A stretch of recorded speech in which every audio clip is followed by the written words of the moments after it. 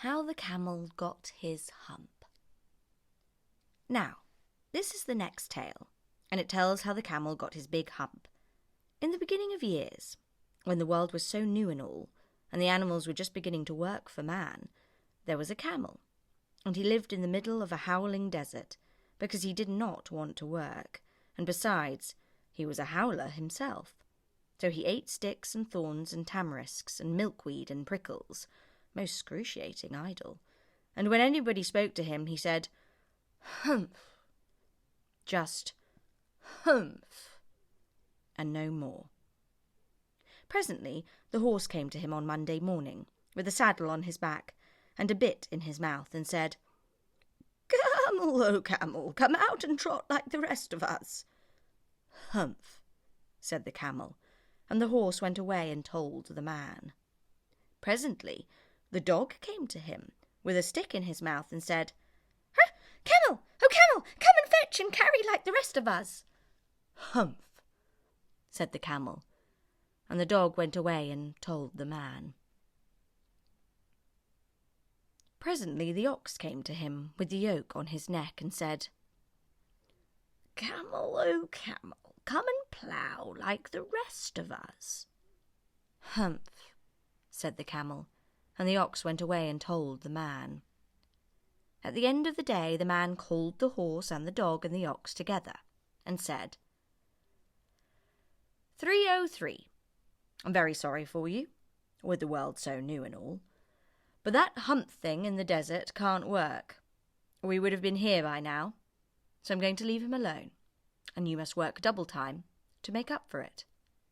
That made the three very angry, with the world so new and all, and they held a palaver, and an indaba, and a puncher yet, and a powwow on the edge of the desert, and the camel came chewing milkweed, most excruciating idle, and laughed at them. Then he said, "Humph," and went away again. Presently there came along the din, in charge of all deserts, rolling in a cloud of dust. Dins always travel that way because it is magic. And he stopped to palaver and powwow with the three. "Din of all deserts," said the horse, "is it right for anyone to be idle with the world so new and all?" "Certainly not," said the din. "Well," said the horse, "there's a thing in the middle of your howling desert, and he's a howler himself, with a long neck and long legs, and he hasn't done a stroke of work since Monday morning. He won't trot." "Phew," said the din, whistling. "That's my camel, for all the gold in Arabia. What does he say about it?" "He says, 'Humph,'" said the dog, "and he won't fetch and carry." "Does he say anything else?" "Only humph, and he won't plough," said the ox. "Very good," said the din. "I'll hump him if you will kindly wait a minute." The din rolled himself up in his dust cloak and took a bearing across the desert, and found the camel most excruciatingly idle, looking at his own reflection in a pool of water. "My long and bubbling friend," said the din, "what's this I hear of your doing no work with the world so new and all?" "Humph," said the camel. The din sat down with his chin in his hand and began to think of great magic, while the camel looked at his own reflection in the pool of water.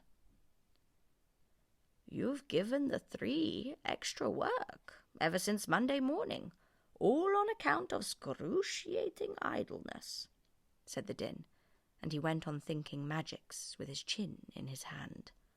"Humph," said the camel. "I shouldn't say that again if I were you," said the din. "You might say it once too often. Bubbles, I want you to work." And the camel said, "Humph," again. But no sooner had he said it than he saw his back, that he was so proud of, puffing up and puffing up into a great big lolloping hump. "Do you see that?" said the din. "That's your very own hump that you've brought upon your very own self by not working. Today is Thursday, and you've done no work since Monday, when the work began. Now you are going to work." "How can I," said the camel, "with this hump on my back?" "That's made a purpose," said the din, "all because you missed those 3 days. You'll be able to work now for 3 days without eating, because you can live on your hump. And don't you ever say I never did anything for you. Come out of the desert and go to the 3 and behave. Hump yourself." And the camel humped himself, hump and all, and went away to join the 3. And from that day to this, the camel always wears a hump. We call it hump now, not to hurt his feelings, but he has never yet caught up with the 3 days that he missed at the beginning of the world, and he has never yet learned how to behave.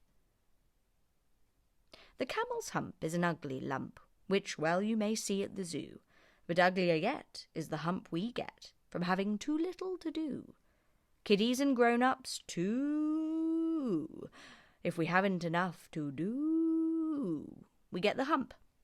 Camel hump, the hump that is black and blue. We climb out of bed with a frowsly head and a snarly-yarly voice. We shiver and scowl, and we grunt and we growl at our bath and our boots and our toys. And there ought to be a corner for me, and I know there is one for you, when we get the hump, Camel hump, the hump that is black and blue.